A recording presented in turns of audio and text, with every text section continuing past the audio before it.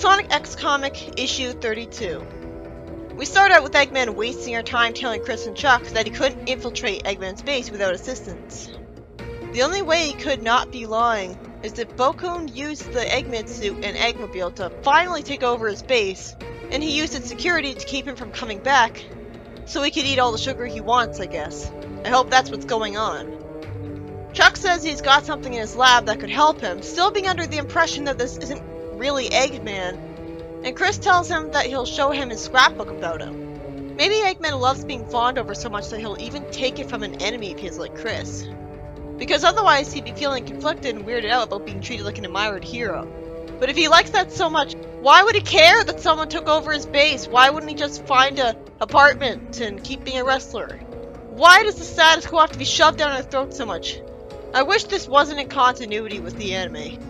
It's frustrating, like, what's the point of making a story where he's kind of redeeming himself if he's not allowed to be permanent? It just gives you a taste of it without actually changing the status quo. Then Ella wants to go through her yearbook because she's certain she went to school with Eggman. I thought she was from Mexico. Or was that she's an illegal immigrant thing just a joke in Sonic F? Because I love that idea, because it gives her even some semblance of an interesting backstory, complete with her saying that she has connections higher than the president. Plus, she's kind of badass. Like, I don't know, I respect her, like how she throws out government agents and says, no, you can't see Sonic. But what is with her design here? It looks totally miscolored from what she's supposed to look like. What, do people complain? Sonic asks Eggman in private what really happened. It goes to show you how different the Sonic and Eggman relationship is in the later Japanese-dominated continuities, because Sonic wouldn't be covering for Robotnik like this if he was a hated lifelong enemy of his who roboticized the world. Action series work the best when there's tension and threatening villains that the heroes legitimately hate. And having the major main villain being kind of friendly situations with the heroes is at odds with that. But, well, at least not as over the top as in Sonic Boom. But still, in Sonic X, Eggman tried to destroy a city multiple times. He was really threatening with his egg carrier and his robots. Sonic is trying to help a terrorist get back to his base. Eggman explains that Bokkun hadn't stopped playing the part, naturally, and he branded him as an intruder so he couldn't go out of his base. Sonic's a dick for no reason by saying that he'll only help Eggman get back to his base, which is already being dickish, if he promises to never be Grand Gordo again. He's really selfish here, my god! No wonder the organizer group hates him. It's hard to believe this is apparently supposed to be the same Sonic who enjoyed spending a bunch of time with a wheelchair-bound little girl who wanted adventure. Well, yes, Eggman was cheating as a wrestler and would go back to that if he became one again. Eggman being a cheating but beloved wrestler would be much less dangerous to the world than his normal position. Sonic's actively forcing him to go back to threatening the world, stealing from people, and causing collateral damage, and trying to murder him and his friends purely because he wants all that to happen. Because we all know how bored he'd be if he didn't have that kind of excitement in his life. But of course he won't admit that. He won't admit that this is why he's doing it, because that would just reveal how dickish and selfish he's really being. He's being like Scourge if he was a hero and was trapped in just one dimension where there's only so many villains left before he runs out. Because the right thing to do would be to let Eggman keep doing what he wants as a wrestler, which is infinitely less evil of a career choice for him, cheating included. What kind of hero is this? And I'd tolerate this a lot more if it was pointed out that Sonic's being an anti-hero, that he's not really as good of a person as he thinks he is because his selfishness is winning out here. This is the laziest excuse to not change the status quo.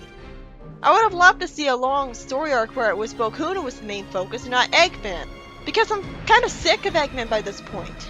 An action series can't work with just one villain most of the time. I'm pretty sure most action series aren't like that. But no. Sonic's called an extortionist, but that's not enough. Traitor to the world is more like it. Eggman doesn't even question it. He doesn't even say that Sonic's just telling him he can't be a wrestler anymore to spite him because he hates him, which would have gotten the Sonic's a dick message across instead of the writing not being self-aware at all.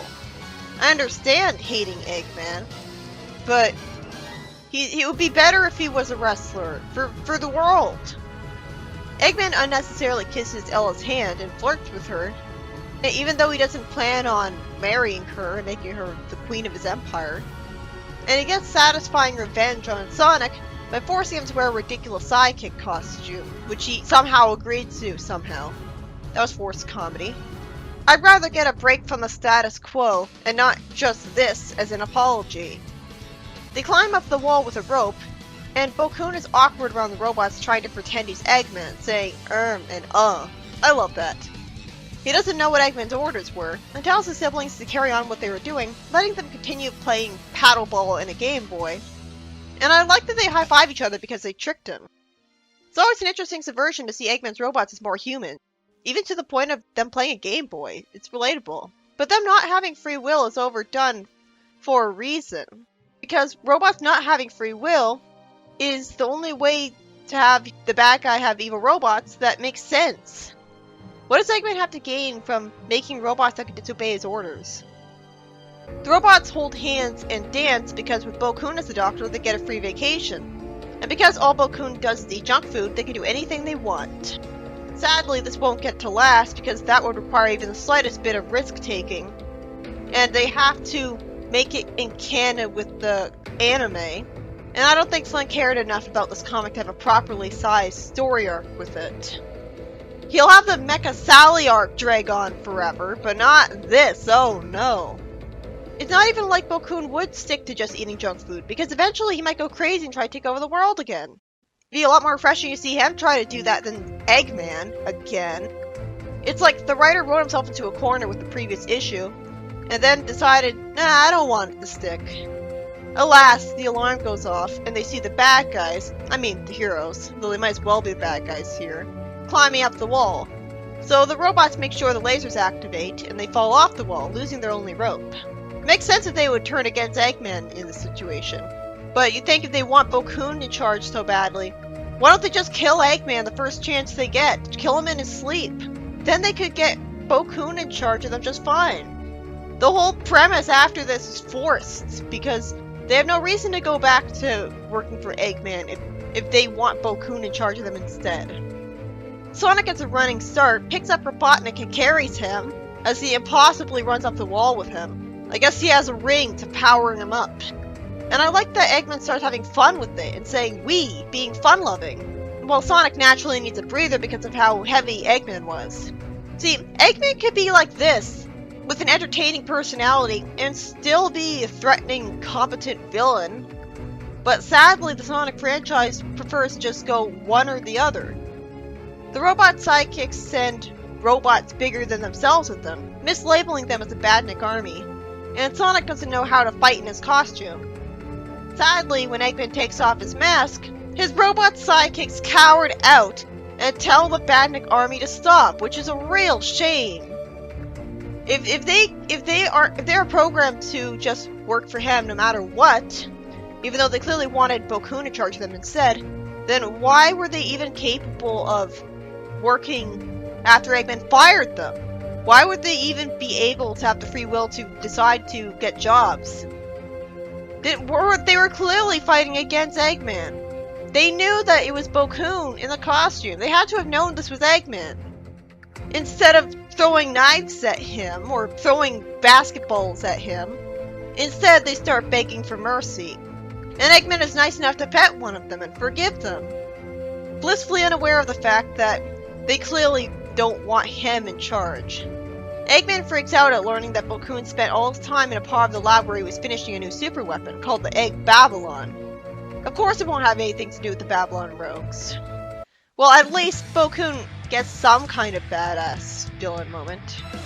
Sonic gets hit by a laser dead on, but no! He's fine, he's not injured at all. Even though rings don't give you invincibility in Sonic X. Do they at least give you a healing factor? Instead, all that dead-on laser did was break him out of his costume. Of course, if he could have just taken it off at any time, he would have done so by now. But then don't put him in a costume if the only thing it's going to contribute at all is adding a giant plot hole. Him getting hit straight on with the laser was looking like a dark reality ensues moment, where of course Bo-kun would beat him. But of course not. That makes sense. We can't ever have that. Sonic says the armor of the egg Babylon is too tough, and they start running away from the lasers. There's a network of core cooling vents running from the command center to the floor. And Eggman hugs his weapon, calling himself Daddy and apologizing to it for giving away its secret to Sonic. See, Eggman needs to have a lot more character moments like this.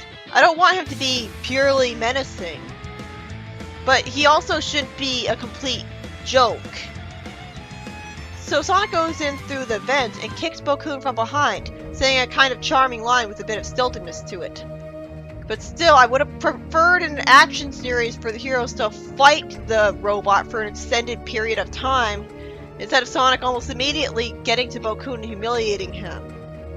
Bokoon looks scared, is told that there's no more pretending to be Eggman for him, and we see him working for Eggman looking miserable with a wrench in his hand, while his brothers have to do work as well and aren't happy in the slightest about it. Seriously, realistically, there's no way this would last. Eggman says that while he enjoys being an evil genius, it's sometimes fun to escape, as he looks at a robot wearing his wrestler costume. Since when does Eggman keep his word? It's completely out of character for him to keep his promise to Sonic. I can't think of a single memorable time in Fleetway or Archie, or even Sonic Underground, where Eggman didn't break a promise. He never holds up his end of the bargain. But Flynn forced him to in an outrageous out-of-character moment, go figure, instead of resolving it more naturally, which he couldn't have done. Even if Sonic destroyed Eggman's wrestler costume in front of him, Eggman would just make another one, and he clearly still wants to do it, so why humor Sonic like that? That's stupid. This backtracking issue was by Ian Flynn, and while Bokoon took over Eggman's base and made things a lot better for his brothers, which was awesome, nothing really came of it because it was forced to stick to just one issue. This is a comic book.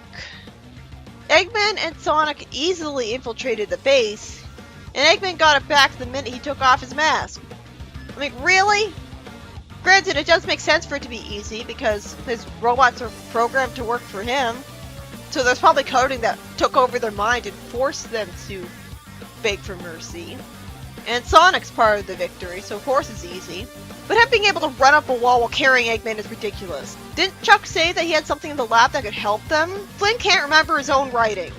Logically, this should have led to Chuck giving them a plane so they could get over the wall more climactically and logically, and have actual variety in the characters helping. And the plane could shoot down the laser shooting cannons. So it makes sense and be more forgivable that Eggman got his base back. But the very idea that Sonic would willingly get Robotnik his base back, it's just a betrayal of Earth, period.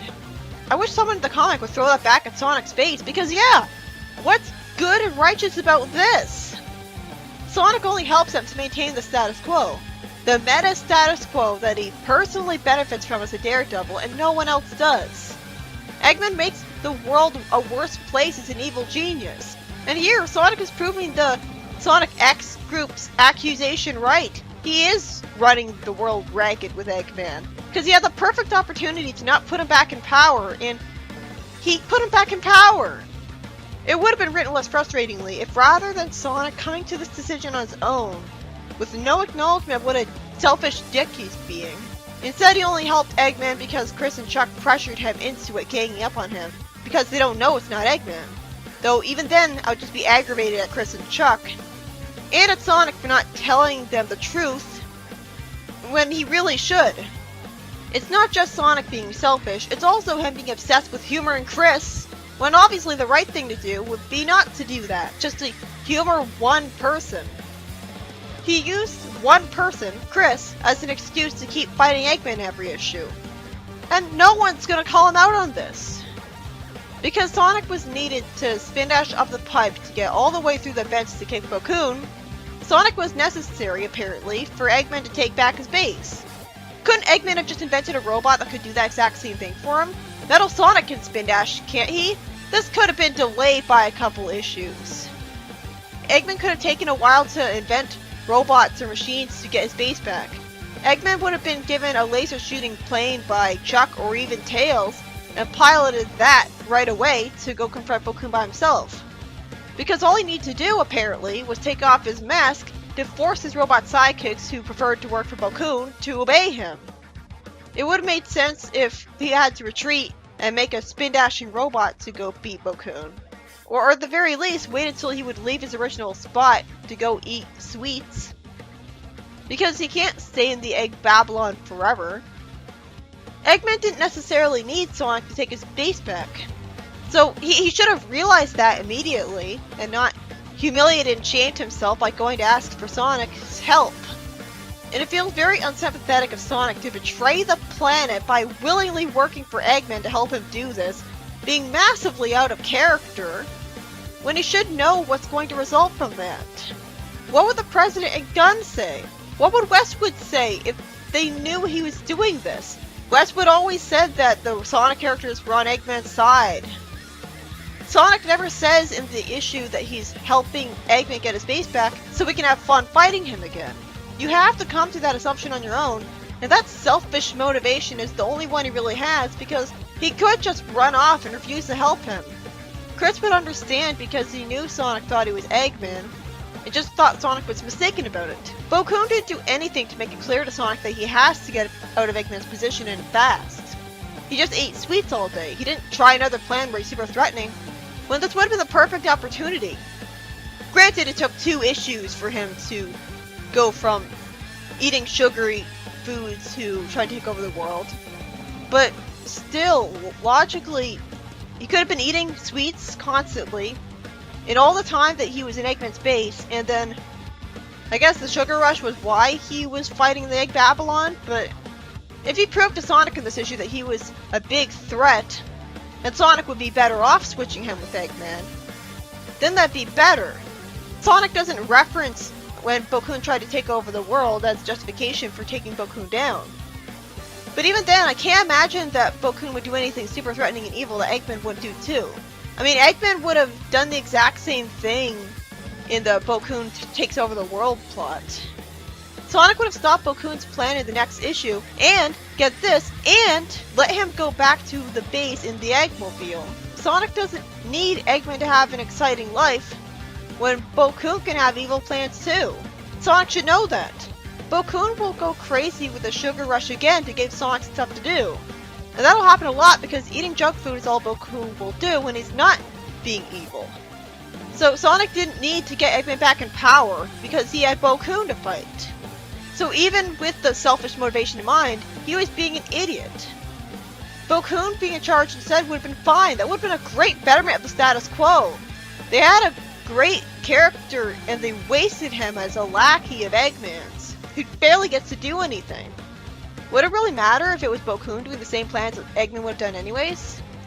No, and if anything, it would have been better because he has a clear personality. Well, Eggman does too, but it would be more refreshing if it was him.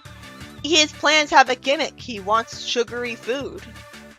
So why does it have to be Eggman doing this? Why is the comic so afraid of even the slightest change when it's a comic book?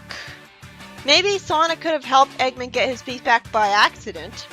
Even then, I still would have been furious with him for being such an idiot. If Eggman doesn't have access to his base, so he doesn't have access to engineering tools or metal... Oh wait, never mind.